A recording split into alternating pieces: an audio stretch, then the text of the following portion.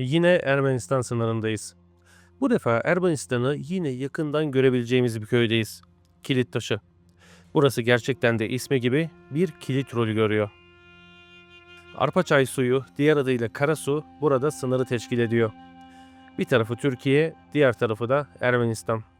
Şimdi gelin bu köye biraz daha yakından bakalım.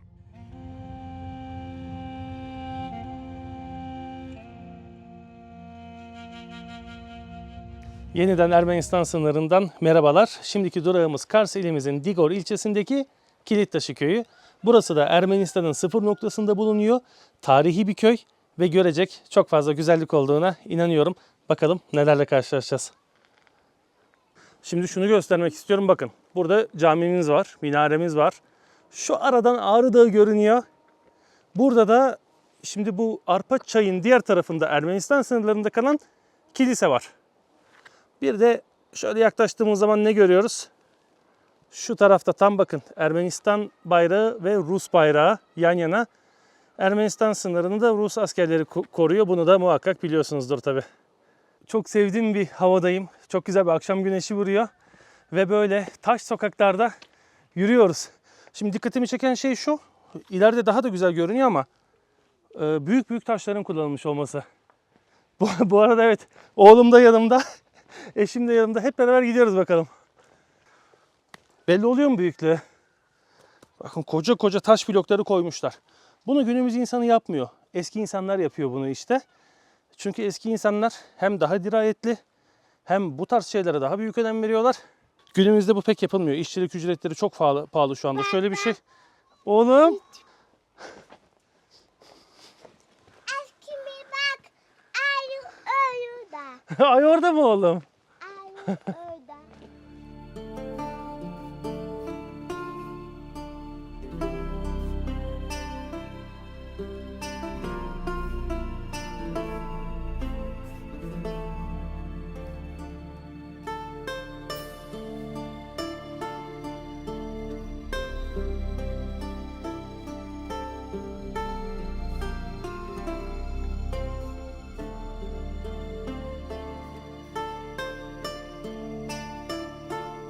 Herkes orta noktadan buluştu. Ben Iğdır'dan, Onur hocamızla Kars'tan geldi. Ortası Digor tabii ki. Orada buluştuk. Ermeni sınırına yakın bir yerdeyiz. Rusya ve Ermenistan bayrakları var. Çok güzel bir yer. Hep buraya gelmek istiyorduk. Bir sene hayalini kurduk ve sonunda geldik. Bir diğer manzaramız da işte tam da burada bakın eski fotoğrafı. Bu fotoğraf 1890-95 yıllarından kalma ve şimdiki hali. Ya şuna dikkat çekmek istiyorum, bakın o 1800'lü yıllarda bile kilise yıkık dökük halde. Yani demesinler kiliseleri yıkıyorsunuz falan diye. Zaten yıkık. Ağrı Dağı da arkada. Arkadaşlar bu manzarayı her yerde göremezsiniz. Ya şu güzelliğe, şu havaya bakın ya. Buradan devam ediyor. Yukarıda kilise. Ve şöyle direkt yapı temelleri, kalıntılar komple görünüyor.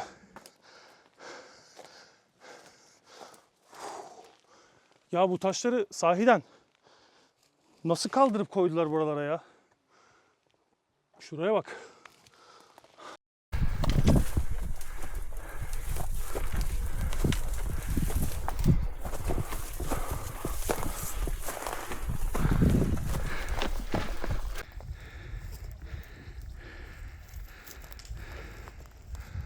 Oğlum çıkalım mı? Çıkalım.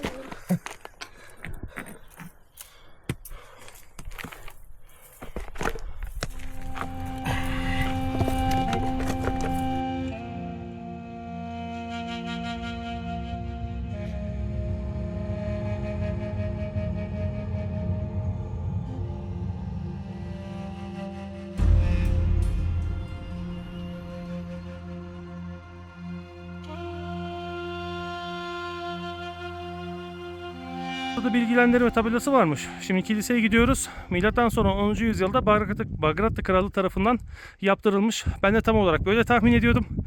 Bagratlı Krallığı yaptırmıştır kesin diyordum. Öyle de çıktı. Kiliseye geldik. Yani yine beklediğimden çok daha güzel bir yapı. Aslında yapının güzelliğinden ziyade yapının kurulduğu yerin manzarası nasıl derseniz Bakın işte böyle bir manzara. Bütün köyü görüyor en tepede. Buralarda da eskiden yerleşim olduğunu hayal edin aşağıda. Şurada diğer kilise. Karşıda Ağrı Dağı. Ya, muhteşem bir coğrafya ya. Şu en sağda da bakın Tekelti Dağı görünüyor şurada bir yerde. Evet, kırmızı bazalt taştan yapılmış. Gerçi bu bazalt da değil ya. Andezite benziyor daha çok. Andezit gibi ya. Her neyse. Bakın girişte her yerde yazılar yazılmış. Hem eski yazılar var hem şimdiki yazılar var. Muhtemelen kitabe gibi bir şeyler de var. Bakın şurada herhalde Gürcüce mi acaba onlar? Bagratlı dili mi bilmiyorum. Yine burada da aşağılarda da yine Gürcüce yazılar. Kiliseye girelim bakalım. İçi böyle. Evet, şu tarafta apsisi var.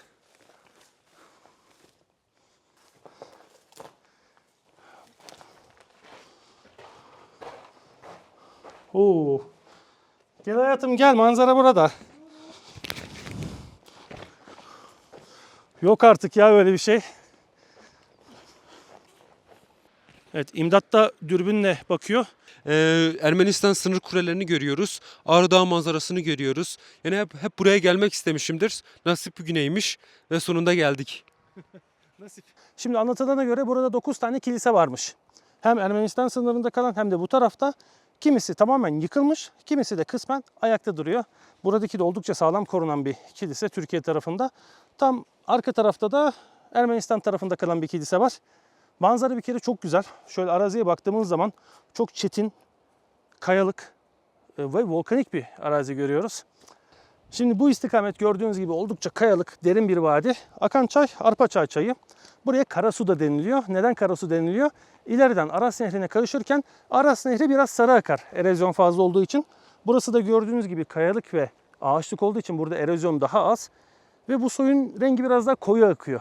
O yüzden hani koyu su sarı suya karışırken buraya Karasu demişler diğer adı. Ama Arpaçay çayı. Bu istikamette gidersek kuzey burası. Önce Müren'i görüyorsunuz. Müren de büyük bir şehir. Kilisesi var, katedrali var ama oraya bir türlü gidemedik. İnşallah oraya da gideceğiz. Biraz daha gidince Aniören yerine geliyorsunuz. Biraz daha kuzeye doğru gidince artık Gürcistan'a doğru gitmiş oluyorsunuz. Hani Arpaçay falan o taraflara gidiyorsunuz ve Arpaçay Barajı'na ulaşırsınız. Günümüzde yeni yapılmış bir baraj. Evet, bu Arpaçay çayı Ermenistan ve Türkiye sınırını teşkil ediyor. Sol taraf Türkiye, sağ taraf Ermenistan. Kıvrıla kıvrıla giden bir sınır hattı. Şimdi şöyle bakalım şu tarafa da. Bu tarafta zaten Kilittaşı köyü. Bunun biraz ilerisinde Halıkışla köyü var. Oraya gitmiştik. Videosunu izlemenizi muhakkak isterim. Tam bir sınır köyü. Orası böyle kayalık ve çetin bir arazi değil. Orası direkt hani daha yumuşak bir arazi. Artık Aras Nehri'ne yakın bir havza. Böcek mi var oğlum? Tamam oğlum, bakarız böceğe. Al oğlum. Heh. Gördüğünüz gibi Ağrı'da istikametine doğru gidiyor burası. Iğdır, Doğu Beyazıt o taraflara doğru gidiyor burası da. Yani çok özel bir coğrafyadayız. Ülkemizin en doğusu, yani doğunun da doğusundayız. En doğusundayız. Güneş en erken burada doğuyor, en erken de burada batıyor. Köyümüze bakmaya, bu güzellikleri görmeye devam edeceğiz. Şanlı bayrağımızı da şöyle bir açalım. Bir hatıramız kalsın istiyorum. Ülkemizin zirvelerinde, sınır boylarında, güzel manzaralarında Türk bayrağımız çok çok güzel duruyor. Biz de bu anı da ölümsüzleştirmek istedik. Bilgehan bir bağır bakayım, kollarını kaldır. Türkiye! Bağır Bilgehan. Çocuk ye.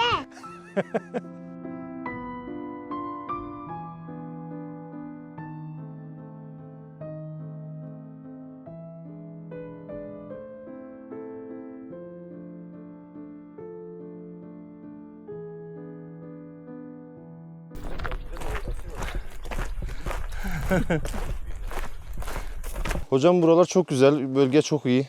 Güzel bir aurası var. Gerçekten bayıldım yani. İlk defa geldim ben de. Sevdim. Çok güzel bir yer. Gelmeye değiyor değil mi? Gerçekten değer. Üstteki manzara özellikle eşsizdi.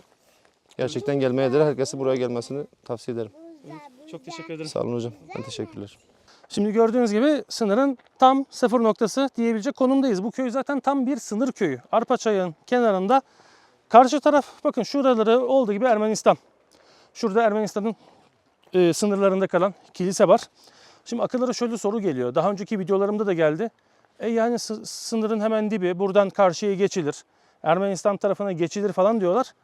Yani arkadaşlar birincisi Ermenistan tarafını geçip ne yapacaksınız? Yani öyle zengin, büyük böyle bir devlet, bir millet değil ki yani. Öyle bir ülke değil ki. Yani geçince daha kötü yani. Oradan buraya gelmek mantıklıdır ama hani buradan oraya gitmek çok mantıklı olmaz yani. Oradan da buraya gelmek aslında mantıklı değil. Yani gelen yok, giden yok açıkçası öyle söyleyeyim. Oğlum ne oluyor? Yani karşı tarafa geçmek akıllıca olmuyor. Olmaz. Şöyle olaylar da yaşandı. Mesela bazen inek kaçıyor. Daha önce yanlış hatırlamıyorsam geçen seneydi. İneğin peşine adam gidiyor. Yakalamak için. Yani sınırı geçiyor ineğin peşinden. Ne oluyor biliyor musunuz? Ermenistan tarafından adamı vurup öldürüyorlar. Evet yani öyle acı bir olay yaşanmış. Adamı direkt vurmuşlar. Sorgusuz sualsiz. Yani adam belli köylü. İşte ineğin peşinden giden bir adam. Sen kimsin, necisin? Adamın aslında köylü olduğu ve ineğinin peşinden koştuğu belli olduğu halde adamı direkt dağın diye vuruyorlar. İndiriyorlar. Öyle kötü bir olay yaşanıyor. Yani karşı tarafa geçmek, oradan buraya gelmek de çok mümkün olmuyor. Zaten her yer kamera. Her yer kontrol. Sürekli devriyeler var. Oldukça sıkı tutulan bir bölge.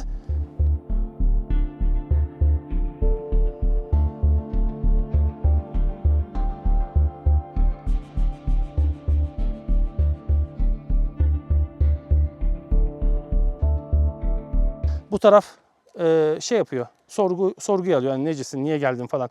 Yine prosedürü uyguluyor, uluslararası hukuku uyguluyor ama karşı tarafa birisi geçtiği zaman doğrudan vurabiliyorlarmış. Yani öyle bir sıkıntı var. Yani mesela şöyle de bir durum var. Şunu da hatırlatmak istiyorum. Bizim ülkemiz Türkiye Avrupa İnsan Hakları'na tabi bir ülke.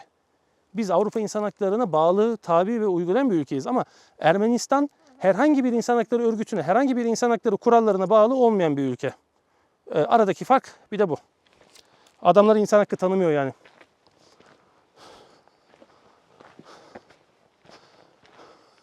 Güneş battı bakın köy üzerinde.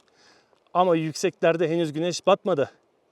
Yani umutsuzluğa kapılmayın burada güneş battı diye. Hala güneş batmayan yere ulaşabilirsiniz. Ağrı Dağı gibi. Nereden batı? Oğlum bak Ağrı Dağı'nın en tepesinde batıyor en son. Hatta bazen orada buz oluyor, yansıma falan oluyor. Böyle çok güzel görünüyor akşam güneşi. Her yer böyle neredeyse karanlığa bürünmüşken oradan bir ışık parlaması görebiliyorsunuz. Ya buraları böyle mucizevi manzaralarla dolu yerler. Şimdi buralara kadar gelip de buraların suyunu içmeden olur mu? Oğlum da içsin bakayım. İçecek mi oğlum su? Çam, İçecek mi? çam. Gel oğlum.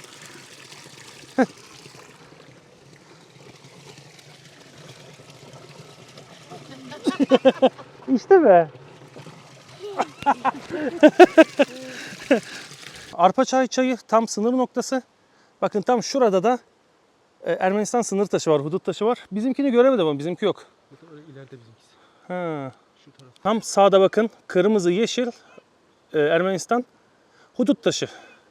Arpaçay'ın tam yanındayız. Karşımızda Ermenistan. Zaten doğal sınır ama hiç bu kadar sınırın da yakınında bulunmamıştım.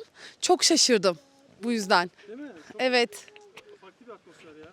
çok güzel. Çok güzel bir köy. Tarihi dokusu korunmuş.